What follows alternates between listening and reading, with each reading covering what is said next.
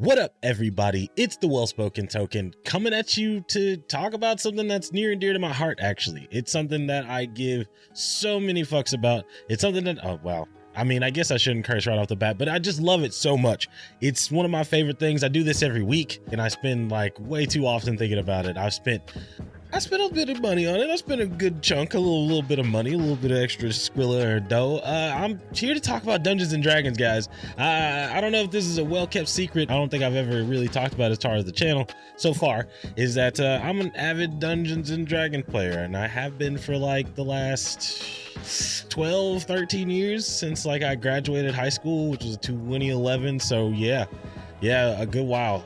I'm not gonna do math on that. You guys can do math on that. But yeah, no, it's been a source of awesome like bonding. It's been a fantastic way to expand my mind, expand my brain, you know, really even test acting chops. I used to play with theater kids, so like it would be a great test of improv and crap like that. We would have a lot of fun, and I still to this day have multiple games. I play in a group that's been playing for 10 years, almost 11 now. Shout out you guys, love you guys.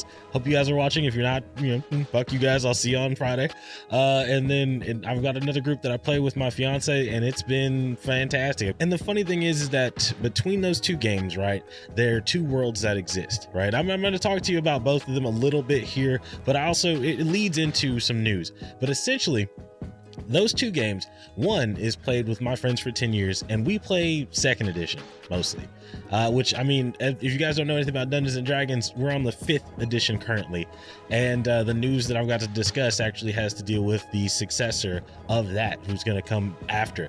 But in my 10-year game, or my 11-year game, we play second edition, which is super old. Our DM just came from that era, and he never decided to switch. So when we started off, that was what I learned. It was THAC0. You guys don't know what THAC0 is? 2 hit armor class 0, and it's a little formula that used to be used to track, like, you know, how the hits worked and things like that, way before we were just rolling dice, and if it was above the AC, then cool, you hit. It used to scare people away, especially now, but that's what we play, mostly second edition. So this news didn't bother me in the slightest in that department. But then I've got my other game that I play with my fiance, and that's mostly 5th edition.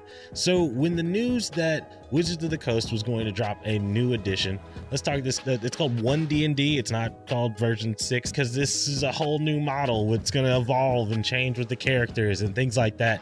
And that, when it came to us, it was an exciting point because suddenly there was an opportunity to learn different classes, and well, not even learn different classes, really just like get the game and it come out in a tweaked status and form, and it was really cool. And as we got that news, and as it kind of like trickled down to all of us, there was this weird thing that kept coming up, and finally it exploded over, you know, Dungeons and Dragons fucking YouTube and Dungeons and Dragons TikTok and Twitter.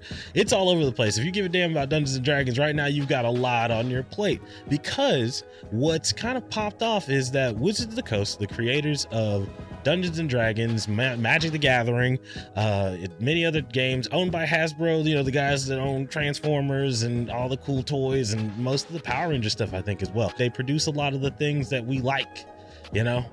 So when they make changes to things that we like, you know, a lot of the times you get pushed back and put, you know, things like that. But we were all expecting that, you know, when you have to learn, change is bad, you know, or change is hard, you know, maybe that's the better way to say it. Change is hard. And so when they said we're changing things, people were a little bit hesitant, but what the community rallied behind is one change in particular. See, with all the other versions, even going all the way back to version 2.0, which is the one I learned to play, right? There's this thing called the Open Gaming License, the OGL, if you will.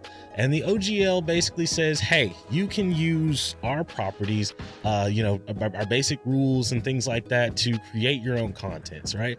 Like, as long as it's the basic stuff, you can go through and you can make third-party content with this stuff. It's all you. Just go ahead. And that was really cool because what it did was it allowed things like Pathfinder to exist. You know, 3.5, sorry, excuse me. I know I said, oh, I play second edition, then I skipped to 5th edition, but in between those, there were also like 3rd edition, and then it was bad, so they were like 3.5. So then that happened for a good long while, and then there was 4. Nobody liked 4, so then 4.5, and then because nobody liked 4, blam, Pathfinder. But the reason why Pathfinder gets to exist is because of the open gaming license. Things like Let's Plays and things online, like Critical Role, which if you don't know what the hell that is, that's perfectly fine, because there's a great deal of people that aren't a part of that cult. Regular Noel. I'm a part of the cult. I can't help it. A group of freaking voice actors. You know, you got Roy Mustang from freaking Full Metal Alchemist on there. You got freaking Viral from Gurren Lagann. He's there. Lust from Full Metal Alchemist. She's there. Like all the different voice actors of our time, people that we loved from Funimation dubs and things like that. They're all a part of this Let's Play thing, and that it gets to exist because of the open gaming license, because they're allowed to record these games and play them and share them with all of us for our enjoyment and all that cool stuff. And they get to make books within their own worlds that they've created and allow people to play along with these adventures, or even make up their own versions of these adventures inside of this world realm that, you know, Matthew Mercer, shout out to him, I gotta say his name, that he got to create and make, all because of the open gaming license. Dimension 20, fantastic show, love that shit on Dropout. Shout out Brendan Lee Mulligan, one of the best, you know, in giving spaces for awesome Black creators like Lou Wilson or Umbrea Iyengar. These are all individuals who make awesome content using 5th edition rules and things to that degree to make characters and worlds and stories. But the thing about this whole new 1D&D thing and this new situation is that the open gaming license was being rumored to change. And not just change, but like a full overhaul, because what happened was that Wizards of the Coast, you know, the guys that make Magic the Gathering and the guys that make Dungeons and Dragons and the guys that are Alone by Half, you know, all that stuff that I said, they looked at their quarters during a big meeting and they was like, yo, D&D is incredibly under monetized. Now, understand something, as a avid Magic the Gathering player, as a person that loves that stuff and is a collector of all things expensive and cardboard most of the time, yeah, they like to go around and fuck us. I mean, they just will. They like to fuck us. Just recently they said, hey, Magic's turning 30. You know what you guys want for that? You know, here's a Christmas present. Here's I don't know, a pack, but it's $1,000 per pack. You know what's crazy about those packs? The cards in there, they're not legal. You can't use them in tournaments. You can't. They're not legal at all. They're just $1,000 pieces of cardboard. And even me, who like I said, I spend money, but I don't really spend money. Like I'm not a fucking whale. I'm not the biggest consumer. I didn't do that. Yeah, no, I said that's wild. That's wild, because not only are you not selling me the real cards, because, you know, the real cards have value. That would make sense. Some of those cards that are being printed inside of those things, it's random also, by the way, it's still hella gambling. Some of those cards are worth thousands and thousands of dollars. So that's, you know, the kind of the return on the investment. Hey, cool, Wizards, you want me to pay $1,000? If I've got $1,000 just to fucking throw around, then yeah, sure. Because I mean, I could make an investment. I could get $20,000 out of this $1,000 pack. I mean, again, this is not me trying to give, I'm not insider trading here. This is, you know, don't fucking take me at the word. Like, I don't know exactly how much is the proxies, if they were real cards, were going to be, but I will tell you that there can be a lot of fucking money. So when Wizards says things like that, I mean, when Wizards of the Coast says things like that, it only serves to mention that these motherfuckers, when they get money involved, when the money is involved, they're very ready to take the road that fucks you the most. Whatever they can do to take the most out of the high value customers they possibly can, and they don't mind leaving local game stores, or LGSs as they will now be referred to. They don't mind taking them to task in the slightest. That's not, it doesn't bother them at all. It really doesn't. We've been screaming about this stuff for a very long time, and Wizards doesn't care. So now those same eyes, those same beady eyes that have been looking at Magic the Gathering, oh god, this is a Magic the Gathering video. I didn't mean to make a Magic the Gathering video, excuse me. So now you've got these people who are like, oh well, technically the company's worth such and such because of the cards, you know, technically there's just so much worth out there that even any money that they're still getting from this could be, it's all win, it's all win. But yeah, those same eyes are on Dungeons and Dragons now, and they're saying Dungeons and Dragons is under monetized and we need to do something about that. So how about this? Let's take the open gaming license. Now mind you, they've made updates and changes to this thing over time, and it's going to continue to grow and change. Like, everybody on the internet's really getting their opportunity to talk about it and get their shit out of, like, get their shit about it. And I got a platform, so that's what I'm going to do. They're talking about it, and as they're trying to cover it as it comes out, like, there's even more changes, and you're kind of forced to make like 3 or 4 videos. The basic idea, because I'm not going to get too deep in the weeds there, is that they want royalties when you use their IP for your own ideas.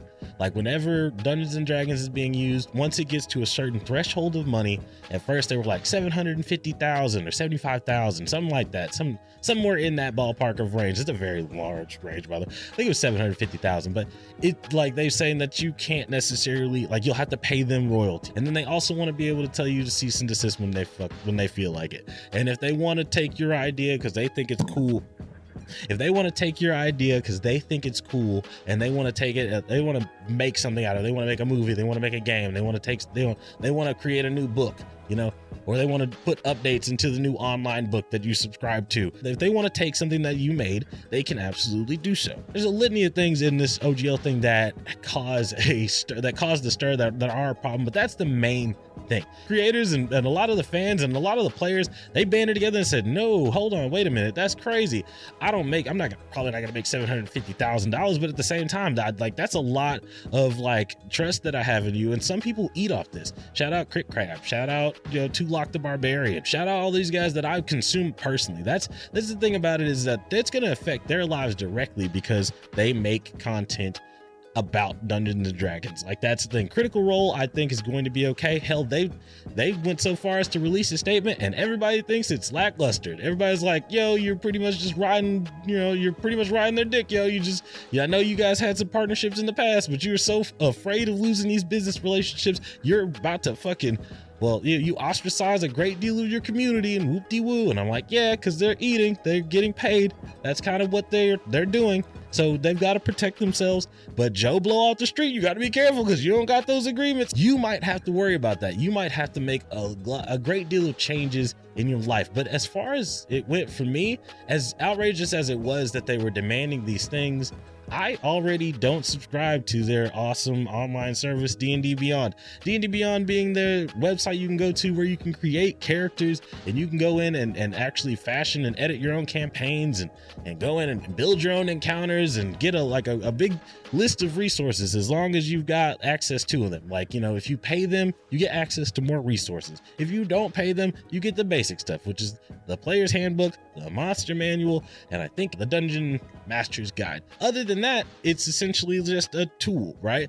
But a lot of people subscribe to it. It's a huge thing. Critical Role, they advertise it. A lot of people advertise it. Actually, they've got their own YouTube channel where they play Let's Plays and they hire they get all these awesome creators to come through and they make this content, and it's all in partnership with them. Anything outside of that is up for grabs. The people that had subscriptions to this, mass unsubscribe. With that, Wizards of the Coast has decided to hide. They've basically hid. They put out like a very small statement just recently that was like, yo, you know, we're still gonna make changes and things like that. And it was really petty. It was really petty and weird. They were just like, yeah, no, you know, when we lose and you win, we lose and you win.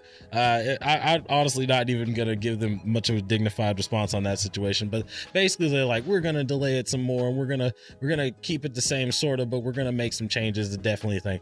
And the big excuse for all of this, right? The whole reason that they said that they were gonna make the change to the open gaming license is because they didn't want NFTs to be produced with Dungeons and Dragons things, and they were trying to stop people from like using hate speech and things to that degree.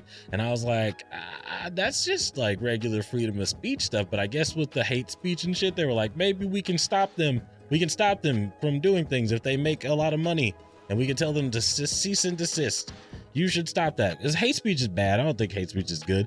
And I mean, the open with 1D&D and all the cool changes that they made, like updating racist to species so that we don't have like this racial attribute thing that says like this particular race of creatures, which, you know, race of creatures has like, you know, they're super strong because they spend all their time on their backs or something like that. That's just random shit. But like, you know, instead of saying races, you have a species of characters, and now all of your bonuses, which are a part of Dungeons and Dragons, you know, all your bonuses are wrapped up in what's called your background now, which was something that was added in 5th edition that people from 2nd edition hate. It's just like, what do you mean my background? I make up my background. But these are just musings from a D&D person that likes that shit. I don't get a chance to talk about this on camera a lot. I do get a chance. I have a platform. I just don't talk about it a lot. Why? Because there's tons of you guys, and I love this community from the outside. I've been loving it from the outside in, and I'm getting ready to try to like make more D&D content and things to that degree. And I've got I've got this game that I've been wanting to show with you guys for a long time. I finally got the courage to ask a group of people to create this thing with me, to go down this journey with me. And because I've always loved it, I've been playing, like I said, for 11 years, and I always thought that'd be really cool to get a group of people that look like me and all together, and let's see what happens when we play a game, because I've never seen that. I didn't have that. I mean, don't get me wrong, there are people out there that are doing it. I was really worried about not having black people in Magic the Gathering, and then as I was getting ready to get all this stuff together, Black Nito, shout out Black Nito, he's awesome, been like killing the game as a young black Magic player and like actor, and fucking he's a dope dude. Like, this world is filled with really awesome people, but I'd say that that's all like Dungeons and Dragons adjacent. And so with all this dope content and things like that, I'm not gonna lie, my imposter syndrome was running rampant. And so to look around right after this 1D&D thing, this open gaming license thing, and look around and look at the community all like banding together and shit, like, yo, this is bad, fight the evil Axis. And I'm like, all right, well, you know, I remember that we are all, even though we can be a little mean and a little bit exclusive and a little bit gatekeepy, and, you know, every now and then some of you guys are racist, but that just happens. I'm not accusing anybody in particular. I'm just saying it happens.